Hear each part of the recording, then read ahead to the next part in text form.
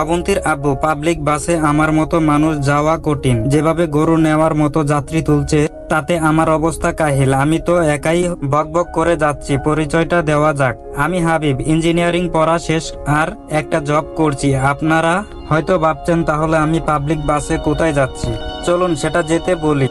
আজ আমার সবচেয়ে খুশির দিন, কারণ আমার দুষ্টু মিষ্টি ময়না পাখি অনুদের বাসায় বেড়াতে যাচ্ছি।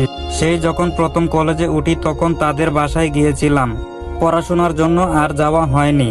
হ্যাঁ, অনু আমার মামাতো বোন আর আমার ভালোবাসা, আমার সবকিছু। অনু এইবার অনার্স শেষ করলো। আসুন ফ্ল্যাশব্যাকে যাই। হাবিব, অনেকদিন হলো তুই তো তোর মামার বাসায় বেড়াতে যাসনি। আজকে গিয়ে কয়েকদিন থেকে আয়। ঠিক আছে মা, যাবো, কিন্তু পেতনি যে জ্বালায় আমাকে। আমি বলছি যাবি, আচ্ছা সেদিন যাই মামাদের বাসায়। পেতনি আমাকে মানে। অনু সেদিন আমাকে বাস স্টপ থেকে নিতে আসে। অনু দেখতে খুব সুন্দর, পরীর মতো। মামার বাসায় যাওয়ার পর মামি, কেমন আছো হাবিব? এই তো ভালো আছি, তুমি ভালো? যাও বাবা ফ্রেশ হয়ে আসো। অনু হাবিবকে খেতে দেয়। ফ্রেশ হয়ে রুমে এসে বসে রইলাম আর ভাবতেছি, অনু পথে আমার সাথে একটাও কথা বলল না। ভিতরে আসতে পারি? ওই পেতনি, আমি তোকে আসতে নিষেধ করেছি কি? আমি পেতনি না পড়ি? আমি তো পড়ি। এই নেন এখন খান। খাচ্ছি। খাওয়া হয়ে গেলে ঘুমাবেন। আমি ভাবতেছি অনু আমাকে এত কেয়ার করে কেন।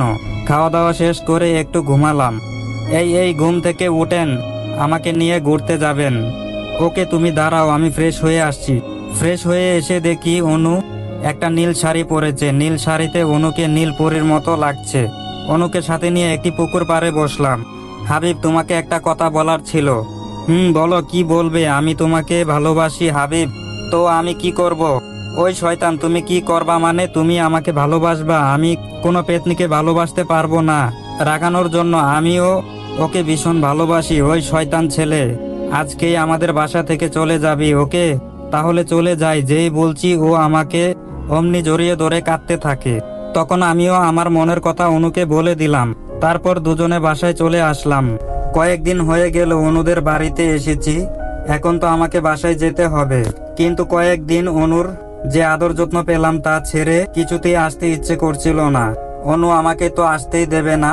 যেদিন চলে আসবো তার আগের দিন রাতে অনু আমাকে খাবার দিতে এসে কথা বলছে না। আমি তাকে আসতে বুকে টেনে নিয়ে তার কপালে ভালোবাসার পরশ এঁকে দিলাম। হাবিব, কলেজ ছুটি হলেই আমাকে দেখতে আসবা? ঠিক আছে, আসবো। সেদিন মামা মামি অনুর কাছে থেকে বিদায় নিয়ে বাসায় চলে আসলাম। অনুকে নিয়ে খুব ভাবতাম। চলুন বর্তমানে ফিরে যাই। শুনলেন তো আমার কাহিনী। এই তো অনুদের বাসায় চলে আসছি। অনুকে দেখে বোঝা যাচ্ছে না সে আমার জন্য অপেক্ষা করছিল। অনু সরি এতদিন পর আসার জন্য। কুত্তা, বিলাই, শয়তান ইত্যাদি ইতিমধ্যেই এতগুলো বকা দেওয়া হয়ে গেল। অনু, রাগ করো না সোনা। আর তাছাড়া এখন তো তোমাকে বিয়ে করে বাসায় নিয়ে যাব। বাসায় বলছো? এই তো এখান থেকে গিয়ে বলবো। কি খবর হাবিব? তলে তলে এত দূর? আরে মামি তো সব শুনেই ফেললো। মামি মানে আমি অনুকে বিয়ে করতে চাই, যদি আপনারা মত দেন। মত দেওয়ার কি আছে? তোমার আব্বু আম্মু সাথে আমাদের আগেই থেকেই কথা হয়েছিল যে তোমাকে আর অনুকে বিয়ে দেব। মামিও কম যায় কিসে? অবশেষে আমার অনু আজকে বিয়ে হলো। আমি তো বাসর ঘরে গিয়ে দেখি অনু বিশাল এক ঘুমটা দিয়ে বসে আছে। পাশে গিয়ে বসতেই অনু আমাকে টান দিয়ে বুকের কাছে নিয়ে বলল, শয়তান, এতদিন অপেক্ষা করানোর জন্য সব শোধ তুলবো। তারপর ইতিহাস আমাদের বলা যাবে না।